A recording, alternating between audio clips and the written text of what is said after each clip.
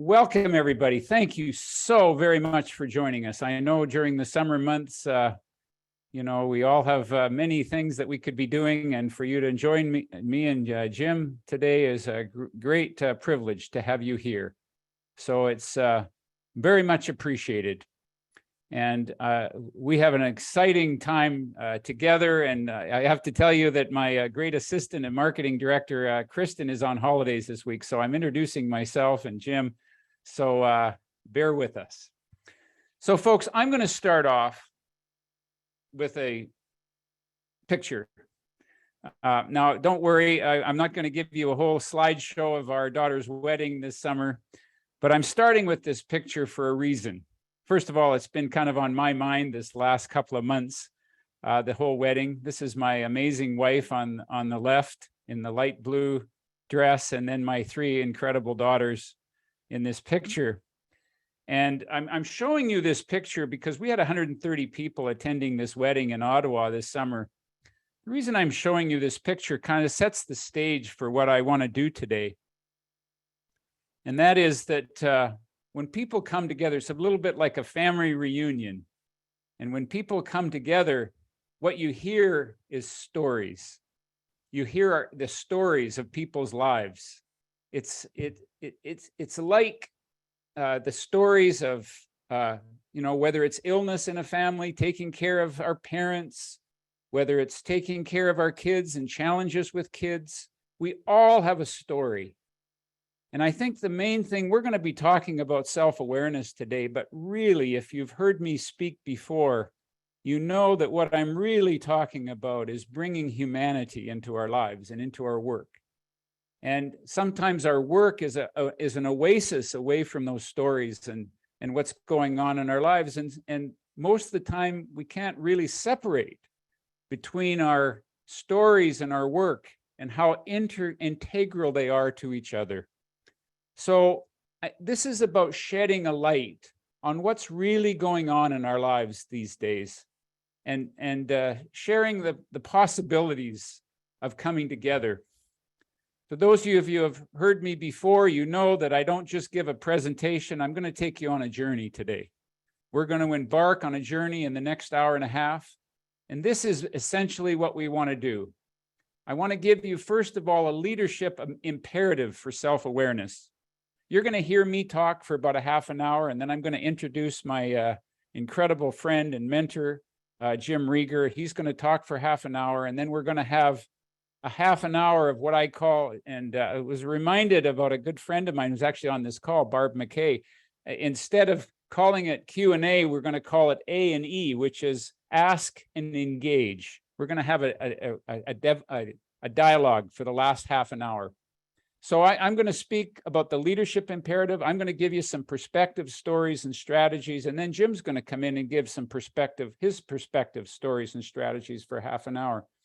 Now, I want to just say that we've been engaged in the last 3 months in probably the most important project that I have ever engaged in my nearly 40 years of doing this work in the leadership development field in one capacity or another. We want to outline what that project is. We want to offer to you what that is.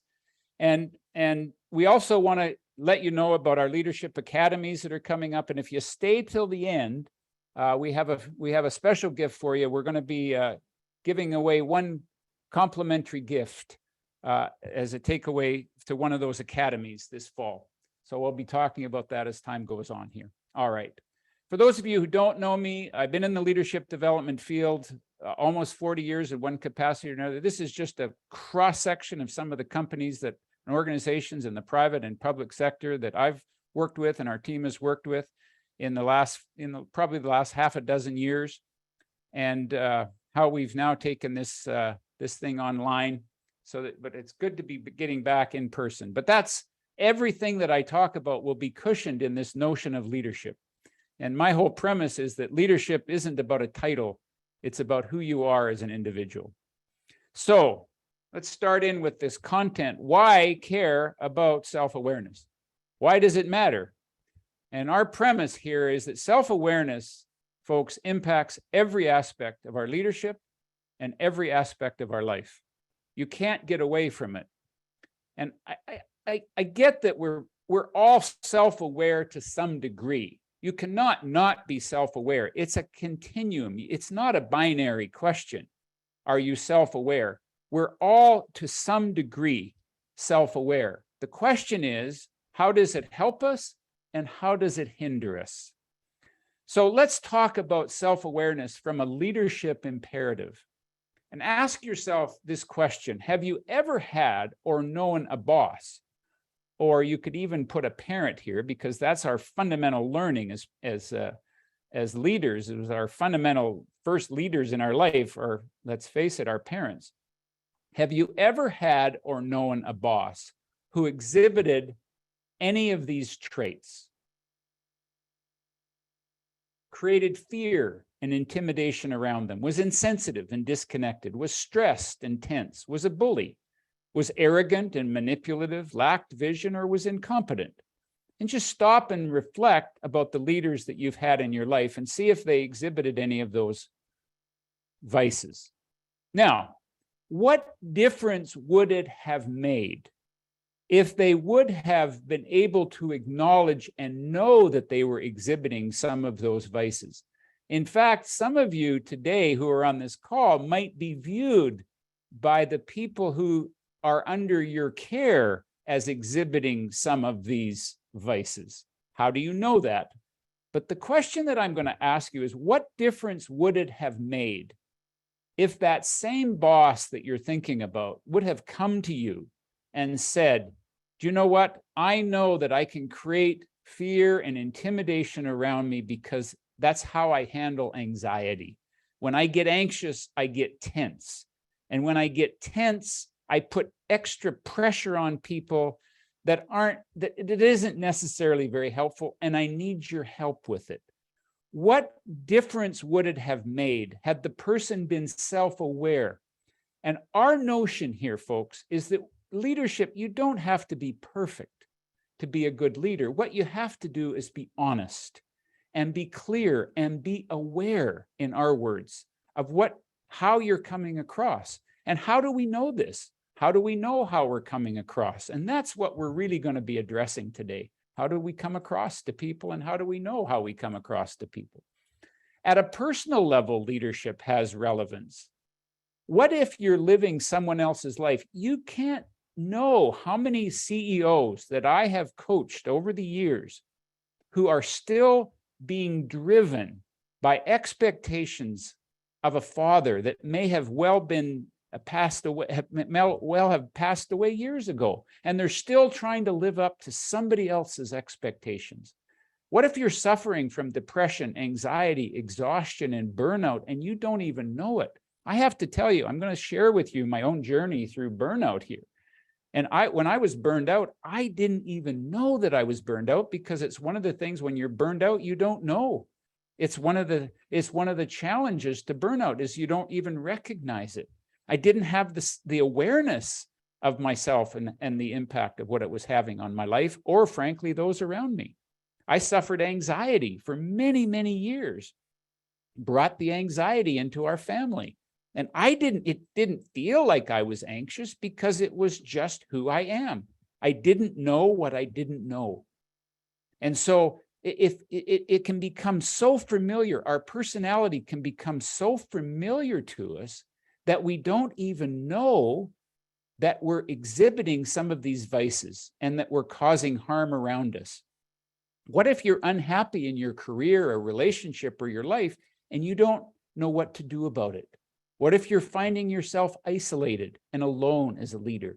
These are all self-awareness issues that we're going to be addressing today.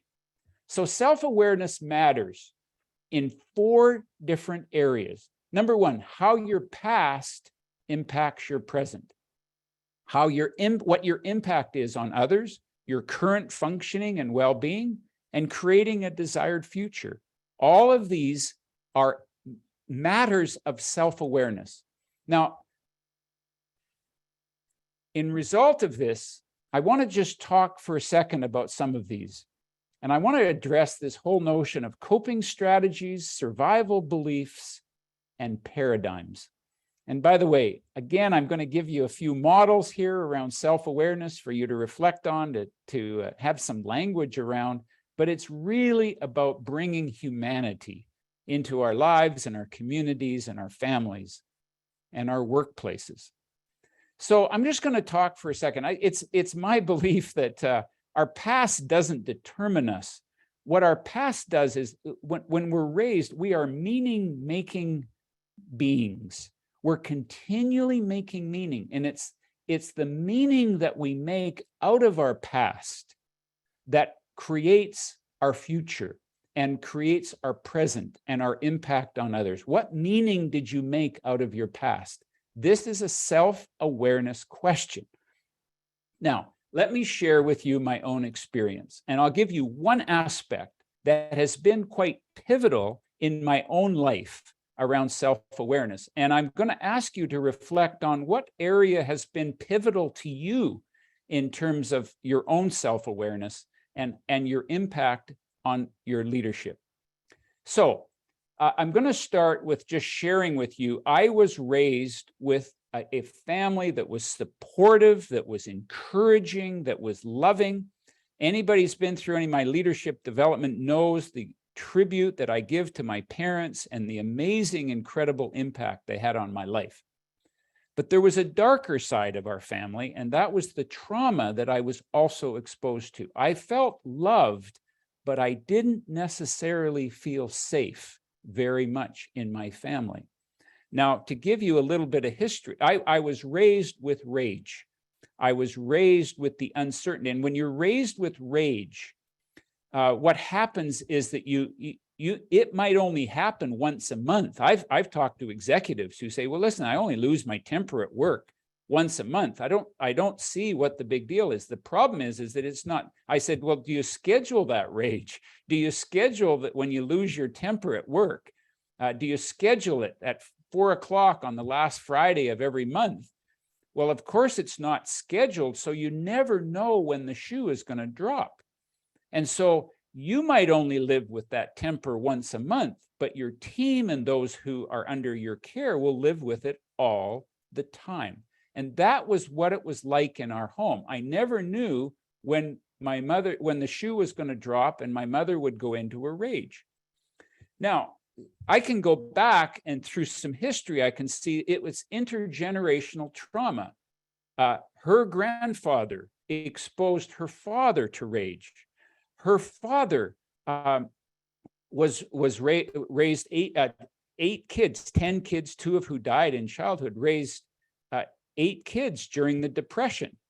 And there's the story goes during the Depression, he took a chain one day in a fit of rage and killed a horse, if you can imagine. And back in those days, there was no accountability for that. That was old Bill on one of his rampages.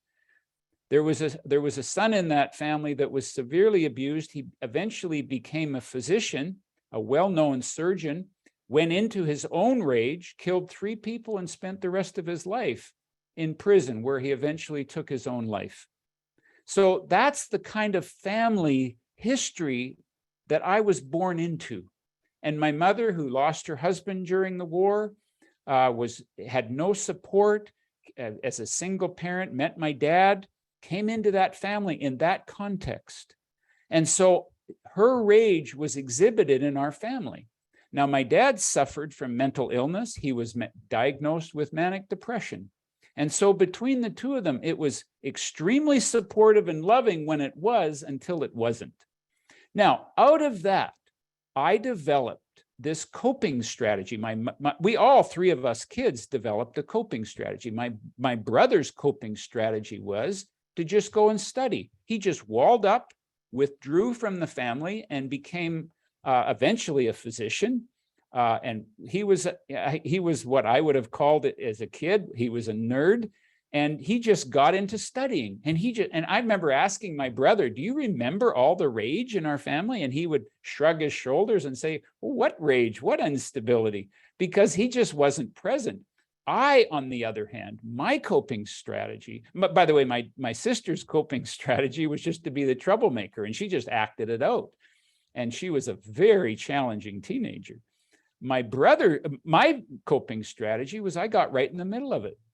And I developed a survival belief. Now, what a survival belief is I have got to cope with this in some way. And it turns into a survival belief when I operate as a way of surviving, it becomes a belief. Now, one of the survival beliefs that I developed was I've got to make everybody happy in order for me to feel safe. And so it turns out if my mother is happy, I'm good.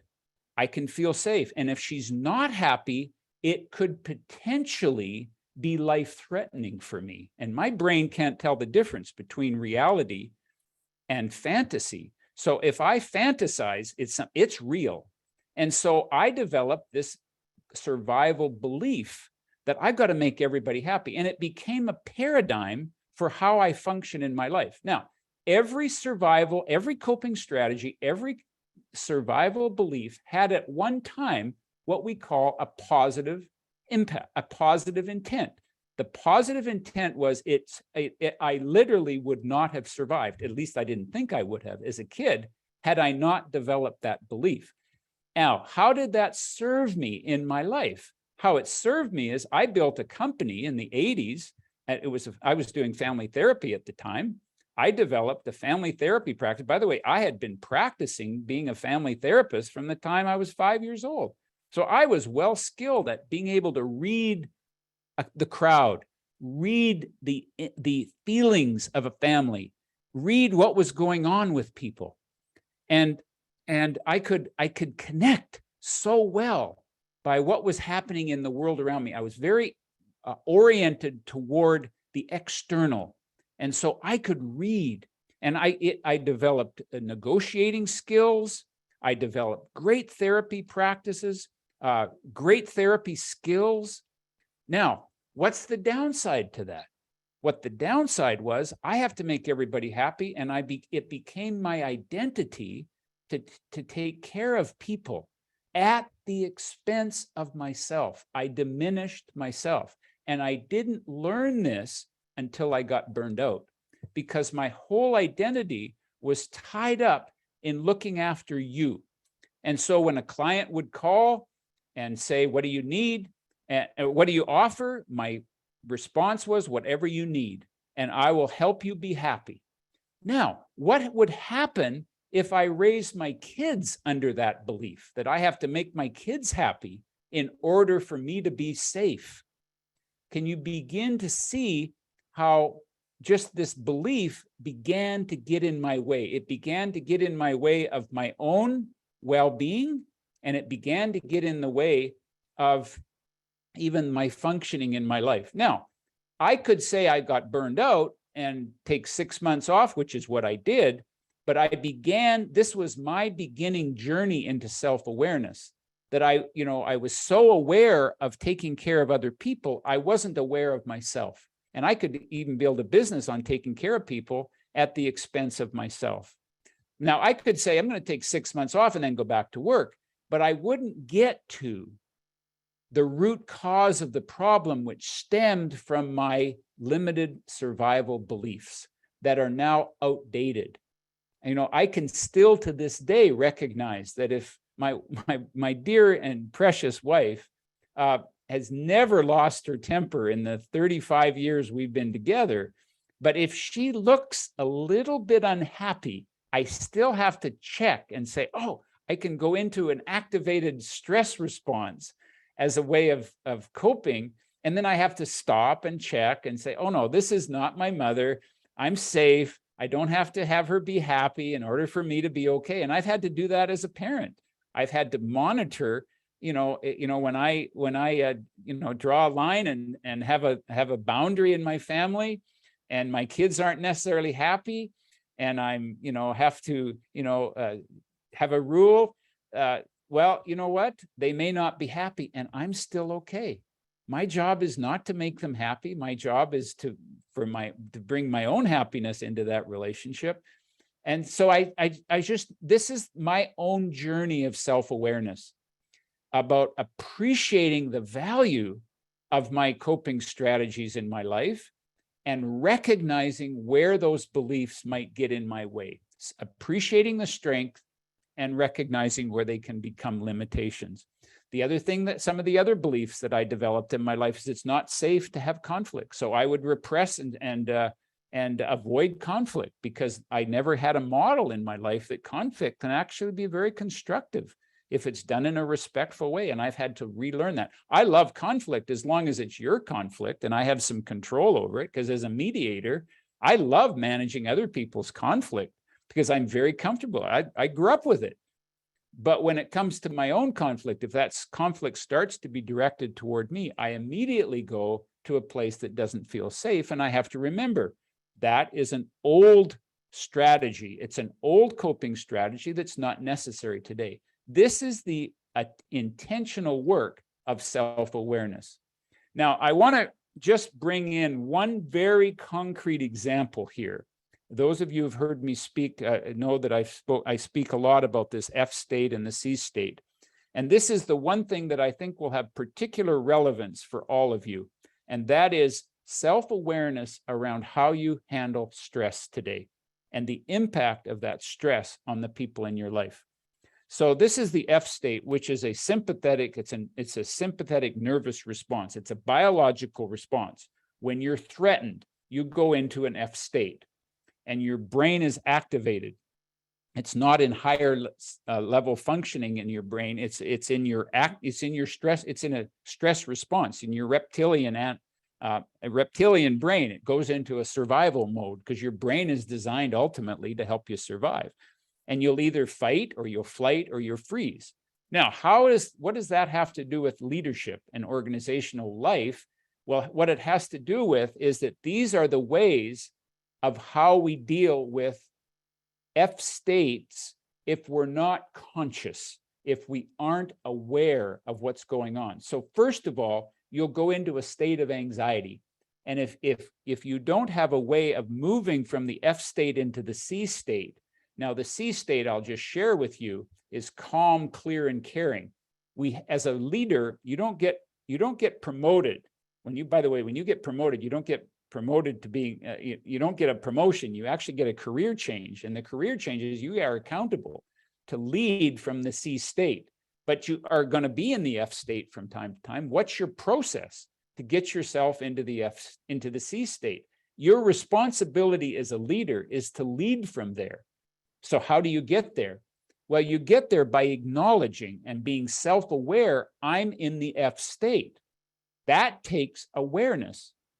So if you're not aware, what will happen is you go into a state of anxiety. Now, all anxiety is it's unacknowledged fear. Now, that anxiety can be dealt with through anger, through over control, where you're trying to control your whole environment, by being driven. The interesting thing, when you look at entrepreneurs or senior executives in organizations, you get a lot of reinforcement for being in the F state. You know, you can build a very big business out of anxiety, just being driven and having a belief that says, I have to prove myself and build a business out of that at a huge cost to the people around you. Overly critical. These can be subtle ways that when you're in anxiety, impatient, you can just wall up and withdraw. It can lead to illness, or it can lead to some form of addiction.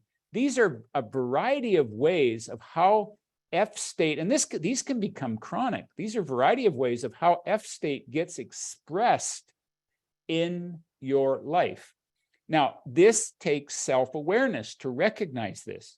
It takes awareness to realize. So how do you know when you're in the F state? How do you know that these are some of the qualities that you're exhibiting, some of these vices that you're exhibiting? Carl Jung, the great psychoanalyst, said this: until you make the unconscious conscious, it will direct your life and you will call it fate. So this is you don't know what you don't know. And so this is what self-awareness deals with. So our whole notion of authenticity hinges on the notion that who you are as a person is your most valuable contribution. The more present you can be for yourself and the more peace you can be with yourself in any given moment, the more able you are to make a difference as a leader. But the most important thing you can do to be at peace with yourself. Everything flows from that, but that requires awareness of when you get off that track. The other aspect of self-awareness has to do with this notion that any of you have heard me speak, knows that I talk about your ikigai, your reason for being. And it's your gifts and your passion and your contribution.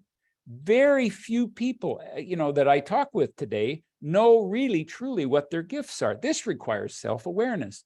And if we could build my passion is that we build an organization aligned with our gifts and our passions and what the organization needs. Once you get that alignment, you'll never have to motivate anybody for the rest of your life. Once you connect that, but that takes self-awareness, just to know what your passion is, to know what your gifts are. And my experience is oftentimes we block from the passion because we've blocked from some of the pain that we've had in our life. This is a self-awareness journey. So I want to leave you here, before we turn the time over to Jim, I want to leave you 5 pillars of self-awareness. And I also want to leave you 3 really concrete practical strategies. Number 1 is a commitment. The first thing in self-awareness is to be committed. And it's not just a one and done thing. It's a commitment to say, I'm going to make it my life journey to understand myself, because understanding myself will impact the way that I influence the world. I'm old school. I come from a time in the 80s where leaders used to go away for a month on leadership development every year and really look at themselves. The next point is curiosity. Folks, I'm presenting in a way that might feel heavy, but it really, what I'm saying here is that it's a light. I want to bring some lightness to this whole thing too, in terms of, I'm curious, my impact on people. When I used to get feedback from my daughters on how I'm doing as a parent, and used to get input from them on that, they weren't always happy. And you have to recognize participation input is different than decision-making input. By the way, just because you get feedback from people doesn't mean that you have to meet everybody's need, unless that's a survival belief that you have, that just because people express a need to you, you have to meet that need. Oftentimes, that's certainly been something that I've dealt with in my life. But just because they might be mad at me, I'm not going to change you don't have to change the decision that you've made in order to respond to feedback. All you have to do is be grateful and curious. What do I need to learn? Maybe my delivery needed to be different, but that's where ongoing curiosity and dialogue is important. There's got to be some time, folks, for contemplation, where you make room to step away and reflect on your life.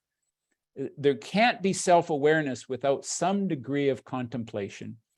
Next, there's got to be a community of people, and there's 2 kinds of communities. There's communities where people are away from your primary relationships, where they'll be honest and truthful with you, and where they'll be objective and give you honesty. And then there's also a community of people that you work with, people that you live with, to say there's got to be some sense of people letting you know what you don't know, that may be blind spots for you, but you cannot become self-aware strictly on your own.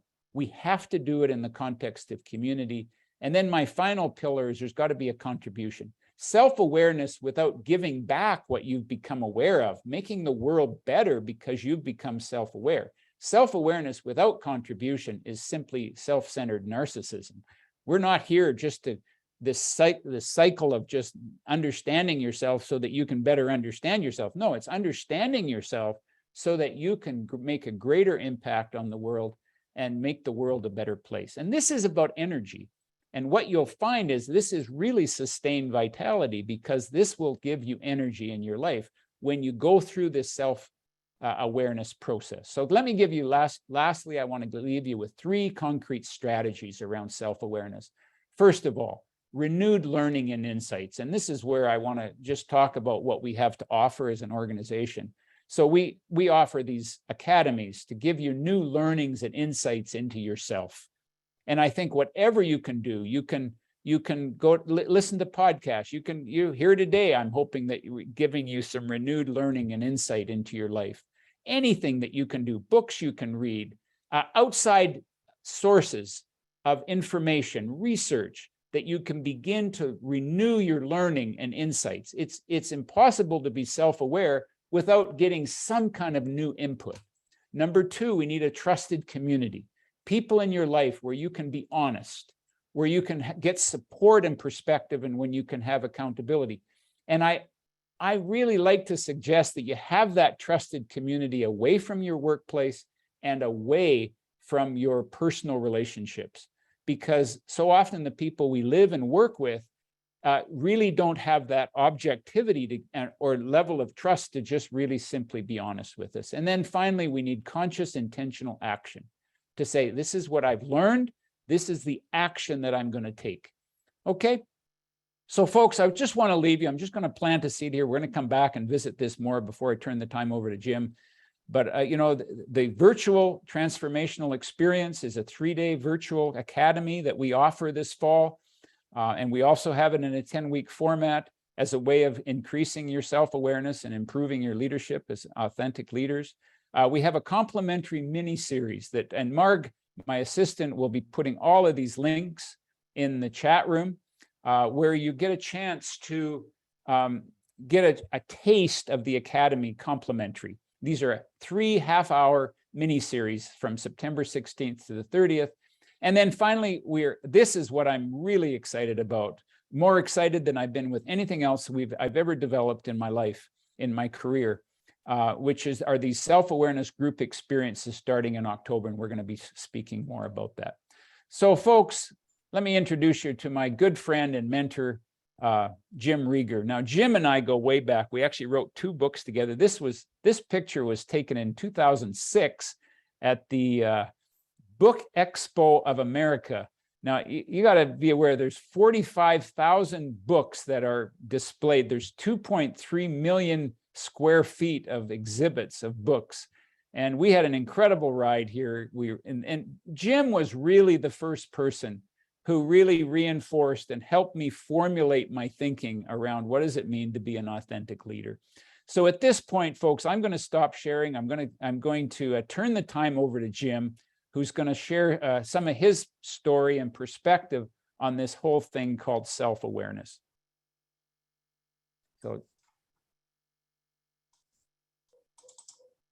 So can everybody hear me okay? We got you, Jim. Yeah. Okay. You got you. Well, thanks. I really want to say thank you to everybody who's tuned into this webinar. It's a great privilege for me to come and talk to you. It's Dave and I had a great relationship, as he said, that I think, David, just on the self-awareness topic, I think in the work we did years ago and the work you've done since, I think we would be obvious to say that we've observed that self-awareness is foundational to authentic living. I mean, if you really aren't in touch with your passions, your values, your beliefs, your aspirations, desires, I mean, how can you really move forward in authentic leadership? So I've been passionate about this topic. Well, I've lived it all my life, as you'll soon find out how and why, but I've been passionate about the self-awareness thing for 25 years, and that's where kind of most of my work has been. But it's interesting. I came across there's been a number of studies done, one fairly exhaustive one that was done around self-awareness about 4 years ago and written up in the Harvard Business Review. It said that they studied thousands of people, and what they found out was 95% of us believe that we are self-aware already.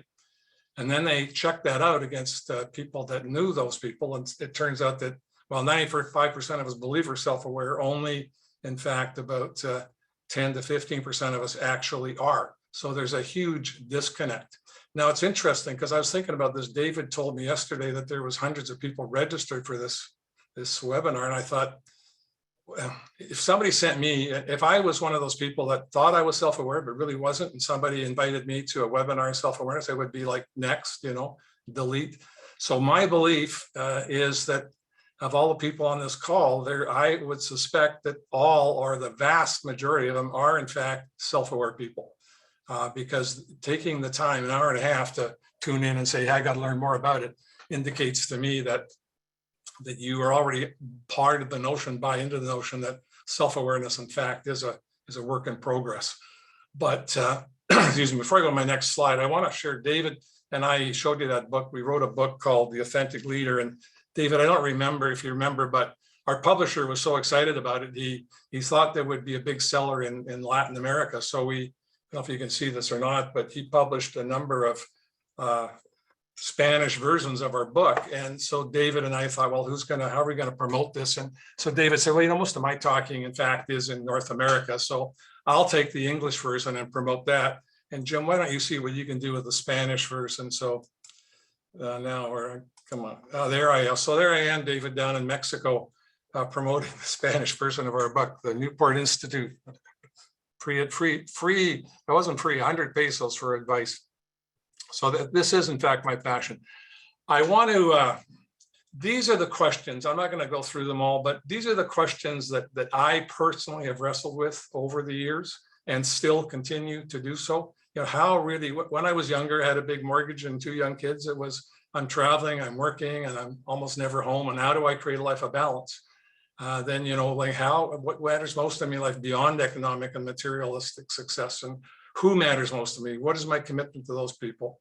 What legacy? Now I'm dealing with this one a lot. What legacy do I want to leave? I'm much closer to the end than the beginning. So I think a lot about legacy.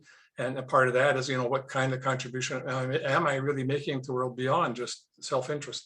And ultimately, how do I ultimately define the meaning and the purpose of my life? So if any of you wrestle with any of those questions or variations of them, then you're truly on a higher purpose journey, which is to find out who you are, where you fit in the world and all that stuff. So self-awareness.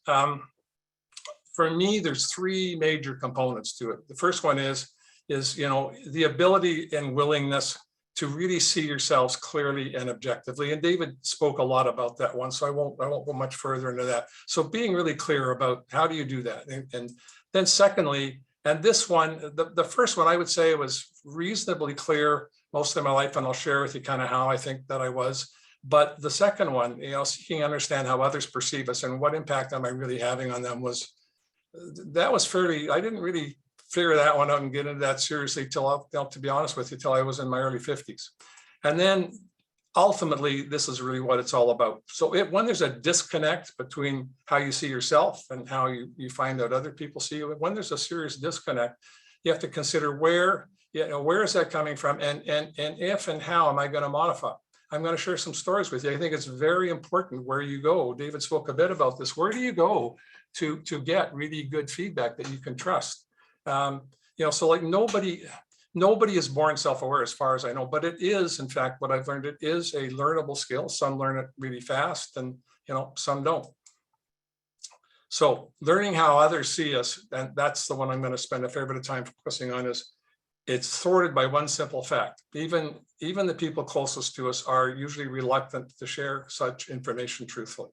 Now, I have learned that they're not always reluctant to share it with other people, but when we go to those closest to us, oftentimes they'll tell us what they think we want to hear, not necessarily what they see as the truth. And so if the first barrier to external self-awareness is other people's reluctant to tell the truth, and I believe that the second is our reluctant to ask for it. And I believe most of us, and I suspect most of the people that are on this webinar, know that we should be seeking more feedback than we are currently. And so I'm going to spend a lot of time on where do we go to get that feedback, how do we interpret it, and so on. Stanford University is where I got most of my business education. As you'll find out later, I was Western Canada manager for Hewlett-Packard for about 10 years. And they were, of course, headquartered down in Palo Alto, and Stanford spawned HP in the beginning. In the years I worked for them in the 70s, they were considered not only the best company to work for in North America, but probably in the world. They were the founders, kind of there of Silicon Valley. And they have an advisory council of 75 members. It's a who's who in Silicon Valley, Jobs and Gates and all those guys have been on it at one time or another. And about 7-8 years ago, that council said that self-awareness is the most important capability for leaders to develop, not top 10, the most important. And so I think a pretty credible school. But Dave and Jim and Stanford are not totally alone in believing that this, Plato, the essence of all knowledge is self-knowledge, Aristotle, knowing yourself, beginning of wisdom, Socrates, Shakespeare, this above all to thine own self be true. So I think everybody on this call is pretty already bought into that notion. So I want to start my life really with where I am currently. So this is the view from my home. as soon as I get off this webinar, I'm going to take I've got a little golden doodle, and we've got our kayak where he can fit in the cockpit. So we're going to go off kayaking. And that's about what it looks like here today. So that's in Victoria, where I live on the beach. Moved there in 1988 to retire. I had been quite lucky in Vancouver with some businesses that I was involved in, some real estate I invested in. So I moved here to retire at age 44.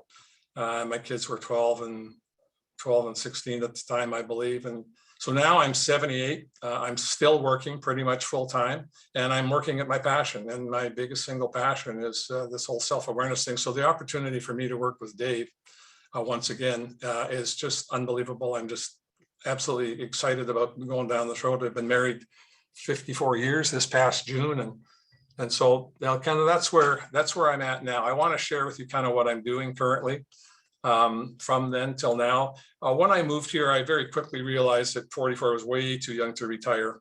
I was frankly tired of, I'd been in the computer industry all my life. I was pretty tired of that. But I was, well, what am I going to do now? So I figured I'll do some consulting. So I went out and found out that really there's no big business in Victoria. There's government and small business. And so I figured out, well, I'm going to start working with small business. So I went to Ottawa and said, you know, small business is the engine driving the economy, and they don't get any help in terms of how they run their businesses. Back then in '88, there was no entrepreneurial schools at the university. Now almost every university's got some kind of an entrepreneurial school. So I said, look, what I would like to do, and it was before the internet, I said, I'd like to put together a year-long training program for small business owners. We're going to run it in the evening. We're going to bring in people to speak about all the topics. And they said, well, great, you know, it's the government in Ottawa saying, well, but what do you want from us? And I said, well, certainly not the curriculum, but they're going to want some financial assistance because I want to put on a really quality program. So they funded a pilot project that was ran in '88 in Victoria. It took 100 business owners, ran them through a series of, I think, 17 workshops, sales, marketing, advertising, customer service, finance, you name it. And we would bring in experts to speak on them. And then they ran a pilot again in the second year. And then they said, you know, this is great. Let's go right across Canada. So for the next 7-8 years, we had over 6,000 businesses across Canada, small businesses, 100 employees or less, attend those programs. While we were doing that, we also ran PCs were just coming on the scene. So we ran a training program for individuals that were looking for jobs. So we've had over 4,500 people through that. We also currently still run a program for startup businesses, entrepreneurs in Victoria. We've had over 2,500 people through that. But as I was working with these 7,000 businesses in Canada, it became clear to me that about 70 to 75% of all private companies in North America, not just Canada, are in fact family businesses. And so I've got my wife working in the business, my daughter, my son, and my daughter-in-law all working in the business. So I had a family business and realized that they have some unique issues and problems that non-family businesses don't have. So I went looking for some help. I found an organization called CAFE, the Canadian Association of Family Enterprises. They were just getting started in Victoria at the time, and they just dealt with family business. So I joined right away. I went on the board, and they had a thing called personal advisory groups, which was my first experience to an exposure to peer mentorship groups, where they would put you in a group of 8 to 12 people. They weren't professionally facilitated at the time, but so some of them worked well, some didn't. But at any rate, you got these are perfect strangers. And what I observed is perfect strangers through, you know, kind of exercises to build trust and discussions became like closest lifelong friends. So I was in a group for 20 years. And the only reason that group kind of disbanded was we were all in our 70s. In fact, some of them would be in their 80s now, but 4 of our originally founding members died. So we kind of disbanded, but I was hired by CAFE to go across Canada twice. So I did 2 cross Canada training tours, working with about 60 different groups across Canada, twice across Canada over a 10-year period. I'd done all the training at the University of Waterloo Family Business group that they have there. I trained the Young Entrepreneurs Association, and I've done tons of retreats and workshops with the Young Presidents Organization and the Entrepreneurs Organization right across Canada. Now, another exposure I had to self-awareness came for 10 years. I was vice president and president with the thing called the David Foster Foundation. And David Foster, if you don't know, is a big music producer. I think he's won 16 Emmys. And he has an associate, he has a foundation. He's from Victoria, has a foundation which raises money for the families of children that require organ transplants because they have unusual expenses. And the way he raises money is by having high-end music concerts. And so they raise money and they do it with these concerts. And so over the 10 years I was there, I got to meet quite a few high-end singers and actors and so on. And so there's a whole lesson there on self-awareness or lack thereof. I think this year the foundation raised in Toronto, they had a big concert and they raised, I think, just over $11 million at one evening concert. So I learned a lot about, we go down to visit David down in California and meet some of these people. And so there's a lot of self-awareness capability to be developed there, David. Maybe we'll go down there and look for some new members for our group. I wrote also a book, called The Higher Purpose, Living a Life of Meaning and Significance. And I'll just read you. Where did the book go? There's the book, but I've got, these are mostly just quotes. Most of them are mine, but I've got one in here from a really famous guy. The voice of authenticity is a whisper from within. If you wish to hear that whisper, you must turn off the noise of culture and create an environment, a sanctuary, a place where you can attune to that still small voice. David Irvine, from Becoming Real, Journey to Authenticity. So that's kind of my background currently. I want to go back now and talk a bit about kind of where I came from. I was born and raised in Winnipeg. Both my parents were born in Russia, in the part that was Ukraine at the time. And now I think as part of the Ukraine that's been taken over again by Russia. My dad, they met in Winnipeg. My dad came from a long line of carpenters. He was a finishing carpenter. And he got things were going well for him, and he got a promotion in Winnipeg. He got promoted to be foreman of the finishing carpenters. And so he and mom, there was two of us. I had an older sister and myself, and my mom's pregnant with my younger sister. And so with the promotion along came a raise. They went and they bought their first house, just like today, a mortgage to the hilt. Interesting though, in those days, I've gone back and checked, and interest rates were 6.5%, which was considered quite low at the time. So they got this house mortgaged to the hilt, and dad's got this job. And I've gone back and checked, but there was a downturn in the economy. And so my dad got laid off.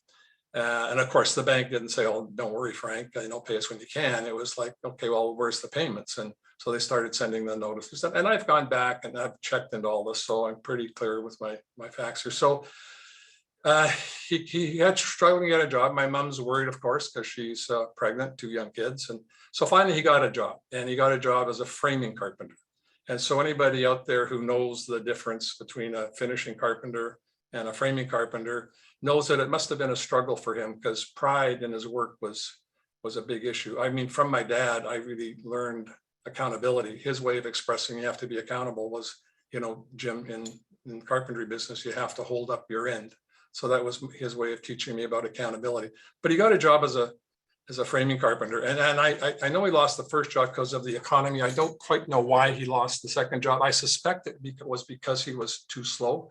And I can imagine his foreman going in when he's a framing carpenter saying, Frank, you've been here all day. This room should be completely framed by now, but you're only like a third of the way there. What's going on? And my dad saying, yeah, but check out the angles. And of course, I know darn well that Frank, they had to be 90 degrees in framing. I don't think they care whether they're 87 or 93. So Frank got let go from that job as well. And in September, the bank had no payments for months now. So the bank sends the foreclosure notice, you're out of the house, into September 1951. Excuse me. And so 4 days before the eviction, my mom, of course, is all over him, 2 young kids. Where are we going to move? No, he hadn't arranged where to go. So 4 days before the end of September 51, he took his life. And that's affected me, of course, since. I'll get over this real quick, I promise. I thought it was my fault because about a week before he died, my friend and I were in his shed playing with his stuff, and my friend noticed that he had, I don't know if you ever seen one of these rulers, and he had an old antique one of these, that he had hanging in his shed was perfectly well organized, and it was from Russia. It was antique, and my friend broke it. And of course, we put it back together and hung it back and hoped he would never notice. But of course, he did. And it's the only time in my life I can remember. He never hit me or hurt me or anything, but he scolded me. And so for a long time, I assumed that the reason he had left was because of me. And of course, now as an adult, but I've gone through, that has been my self-awareness journey. My relationship with him went from it's my fault to I hate him. Where are you, Dad? I need you when I'm making these critical decisions in my life. And where do I turn? I mean, I didn't know my mom because my mom had to get 3 jobs just to support us. So I never really got to know her, all that. So I was left pretty much. So when we talk about this whole self-awareness thing and internally, I was pretty much forced to figure out life for myself at a very early age, 7 years old. And I think I've done a pretty good job of that. But where it all fell apart for me was I really wasn't clear at all about how I was seen by the rest of the world. And I've had a few experiences about how that, but I made a couple of decisions at that time. The first one was I'm never going to be poor, because in my mind, I was poor. My dad was gone because he was poor. And poorness meant you aren't going to have happy home relationships. Well, I obviously learned that that's nonsense, but I made a decision back then I was going to be poor. I also made a decision that I'm never going to let anybody close to me again, because I know now my dad and I must have had a very, very close relationship, but I built a brick wall around me, probably 1 million bricks high and 1 million bricks wide. Nobody's going to get close to me again because of the pain that I couldn't withstand, I don't think, again in my life. So that's kind of my upbringing. I was what would be considered IT manager of a life insurance company in Winnipeg in my early 21 years old. And at 22, I just wanted to leave the cold and kind of some of the memories behind. And I moved out to Vancouver and from Winnipeg, and I'm 22 and I got married at 24. And my very first job in Winnipeg, I was with a big computer company. And I joined as a salesperson. I wanted to be a sales rep, and a big company. They're no longer in business. I'm not going to share the name, doesn't really matter. And so I'm the rookie sales guy in an office of 16 salespeople. And of course, I want to impress them. I want to be seen as a hero. I want to be accepted. And so I went out and was lucky enough I landed a big order for a brand new system that they had just announced. And so I'm now a big hero. I bring the system back to the order back to the branch. I'm a hero with my boss. Of course, a big commission attached to it. I'm a hero in Toronto, head office. And all the guys in the office, other sales guys, were pretty impressed too, because they had a lot of businesses were waiting on the first person to order one of these machines. And of course, the condition on this order was, however, that it had to be delivered by the end of March the following year. And of course, you can probably guess that it was a government account. And they couldn't be in boxes. No, Jim, has got to be installed and working. Can you guys do that? Because if you can't do that, the competition can. And I'm going to go with the competition. Well, go to the factory. Factory said, yeah, we can do that. So I got the order. And that was like in October of the year before we had to be delivered. In January of the year it had to be delivered. My boss calls me and he said, Jim, sit down. We got some news here. He said, the factory's been in touch with us and they've informed us that they can't make the March 31st deadline. So I said, oh, crap, I'm going to lose big commission and, whatever. I'll go tell the customer. He said, well, just a sec before you do that. He said, well, what would happen? Like, is the competition going to be able to deliver? I said, oh, yeah, there's an older machine and I'm sure they're going to be able to. He said, well, how much notice do you think the competition needs before they wouldn't be able? I said, well, I'm sure that they need at least a couple of months, maybe 6 weeks notice. But if then they couldn't deliver either. He said, well, what if we didn't tell the customer until, maybe late February? Then neither one of us could deliver. Is that correct? I said, I think that's right, but we can't do that. He said, well, let's think about it. Anyway, there I was, I won't say the first time in my life, but first time in my life, big time, where a culture that I wanted to fit into. I'm getting feedback initially that I'm a big hero. Now I'm a bum. I'm a bum with my boss. I'm a bum with president of the company. Out of the 16 sales reps, 14 of them turned against me because they had orders pending, dependent on my order. 2 of them sided with me. They're still close friends to this day. But it was my first real exposure to feedback from outside myself in terms of, how aware I was. And one of the other things that really happened to me in my time in Vancouver, my daughter was born at 1972, and I had this brick wall around me that even my wife Joan kind of got through it a few times, but not completely. But I can remember being in the hospital and my daughter's born, and I'm thinking, what value is there in there being a brick wall between me and this child, one brick thick, let alone a million? And so I tore down that wall starting that day, and I like bring in the bulldozers. I'm not bringing this down one wall at a time, tear it down. So I had some wonderful experiences there in Vancouver, and the last job I had in Vancouver was with HP. I told you already about that. And at that time, it was wonderful because they really practiced this whole self-awareness thing. They're a wonderful company to work with. And share one short story with you. I was a Western Canada manager, and I was in Palo Alto at some training, and we were a small group, and Dave Packard came in, the chairman of the board. And he was like in his 60s at the time to talk to us. I'm like, I don't know what I was, maybe 27. And he said, we got talking, and he said, well, tell me a bit about yourself. And I said, well, I'm from Vancouver, and we've just forecast to hire our 50th employee in Vancouver. And he said, that's interesting. He said, because I can remember the Friday that Bill and I had just forecast to hire our 50th employee in the entire company, 1949. And he said, we got talking, we're having a beer on a Friday afternoon, and it's maybe 7 o'clock at night. And he said, I said, Bill, we have to hire people that are better than us at everything we do. And in those days, Bill was mostly the technology guy, the engineer. I was mostly Packard saying, I'm mostly the business guy, finance guy.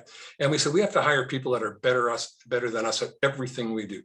And better salespeople, better marketing people, better finance people, better engineers, better technology people. And then we got talking. We said, well, what are we gonna do if we're gonna hire people that are better than us at everything? And he said to us, he said, Bill claims he said this first, but I was really the one who said it first. He said, we decided that we had to become experts at understanding the human spirit. And I got to be honest, I've yet to hear a better definition of leadership than that. But I was running up against a whole bunch. I ended up, when you work for somebody else, it's great if it's a great company, good products, good services, what HP certainly was. And I had wonderful bosses until I did. And then about a year before I left, they brought in I reported to the president in Toronto. They brought in a new president and from the UK, and he just wasn't on the same wavelength to me. He was about as far from being as an authentic leader as you can get. And it was just frustrating for me. So I took my family, we went to Hawaii for an extended period of time and contemplated my navel and came back and decided I needed to move on. So I left HP. It was very difficult because I really fit in there well, but it's kind of what Dave talked about this earlier, what a leader can do. And he was one of them, and he had all those traits, Dave. So I left my last job, HP. And so that's kind of my story. Since joining that first group, that personal advisory group, I still run groups. That's been my passion. That's pretty much all I do. I work with family businesses. I've been doing for 25 years. In fact, maybe a little more than that, working with fairly large family businesses as they transition from generation to generation. But I want to share with you this book. Bronnie Ware, an Australian palliative care nurse, started recording. At palliative care nurses, they work with people in their last few weeks or months. And she started a blog, called What People Regret. And then that turned into a book, the top 5 regrets of the dying. And I just want to share that with you. She said, I wish I had let myself be happier. These are the regrets that she's recorded. Number 4 one was, I wished I had stayed in touch with my friends and family. I wished I had the courage to express my feelings more openly. I wished I hadn't worked so hard. But the number one regret of the dying is I wished I'd had the courage to live a life true to myself, not the life others expected of me. And to me, to a large degree, that's what the self-awareness journey is really all about. So these forums that Dave spoke about, I just want to give you a bit more information on that. SAGE, by the way, stands for Self-Awareness Group Experience, and it's a group of 8 to 12 that meet every 4 to 6 weeks to explore personal and professional ideas, experiences. They support one another in living a life that's focused on creating true meaning and purpose for each of the members of the group. And the focus goes beyond. Now, there's lots of these groups across Canada. I've worked with a lot of them. I am a certified tech chair, if anybody knows what tech is. I've had all their training. I'm certified tech chair. I've worked with YPO Neo and all that stuff. But the focus for many of those groups is on business development. The focus of a SAGE group goes beyond that. And the primary focus is on assisting each member become a more effective and fulfilled person with greater clarity and purpose in all aspects of your life, including the professional life, by the way. So that's our focus for what a SAGE group is. What are the benefits? The primary benefit from being a member in a SAGE group, become a more effective leader in all aspects of your life. And as we've already seen, one of the most effective leadership skills to develop for success is to become more self-aware. I can't stress that enough. It's just been the biggest part of my life for the 25 years since I joined the group. And the most effective and fastest way of becoming more self-aware is through the honest and caring feedback from a group of diverse and trusted peers. So, like I said, I've looked externally at people that don't share values. I've looked internally at people that love me to death, but don't give me the correct feedback. But like I said to you before, I saw, and I've worked with so many of these groups, strangers become close best friends within months. So that's the thing. What are the benefits? I want to quickly go through what I feel the benefits of joining your group are. Continuous enrichment of all aspects of your life, greater clarity on what really important issues. Accountability is a big part of becoming more self-aware. A group to help you stay accountable for moving forward with what and who. When you know what and who is most important in your life, decisions just get easier. They just get easier. They don't get easy, but they get easier. A truly confidential environment to discuss issues that you may not be able to share with anybody else. Confidentiality is a big part of any group. Leadership development skills, obviously, we talk a lot about that. Contribution to others. There's a huge benefit from contributing to others, self-awareness. Reduce stress and inner conflict, what David spoke a lot about. Increase self-esteem, courage, confidence, and effectiveness in all aspects of your life. So that's kind of the end of my presentation. I'm going to I turn this back to Dave. I think I hit stop sharing and I'll go on to mute. Thank you, sir. Thanks, Jim. Thanks for your contribution here. So folks, just as I want to wrap this up, I want to leave this open for some dialogue here. Let me just share with you our whole premise in my work is that there's three real circles out of this work that on my book called The Other Everest. The middle circle are leadership abilities, and the inner circle is the kind of qualities, these inner qualities. And as much as abilities matter, folks, inner qualities, what we find matter more. And that's what I got out of your, always get out of your presence and your presentation, Jim, is your humanity and humanness through this. So we have a couple of offerings here. We have this academy in a 3-day process where we have actually a Cree elder that kicks it off on day one. And we spend first day on leadership presence. The second day is on leadership practice. And then the third day is integrating that into your culture and creating an authentic culture to work in. And so, and we've also adapted this to a 10-week process that's also an option. And we were on the verge of doing this in person, but we get people from across Canada in this and beyond. And so, and what we've found is that really people can build a community and get some tremendous insights. But what we're giving, and what we find is the 10-week program is very ideal for teams if you want to send a whole team and can't be away for 3 days. And so anybody that would like to, there's a promo code available over the next 2 business days. And if you use this promo code, if you go to my website, all that link is on my in the chat room, and go to the promo code, and you'll get $100 off if you register in the next 2 business days in one of these what I would call a virtual transformational experience. But I also, and then again, the mini series that you can sign up for. But I also want to just wrap up by talking about these forum groups that are also available. And this is the most exciting thing that I think I've ever done in my career, is to work together with Jim these last 3 or 4 months. We're developing a whole team of facilitators, And it's a way for me to really live my legacy over these next 10 years, to get my message that will live on beyond me. It's really my own what I call an immortality project, to say, let's take my material. I'll be available during these group experiences in whatever way the group needs for support. And that's going to be available for folks. So folks, on that note, I am going to stop sharing, and we're going to have a question and interaction session here for the next half an hour.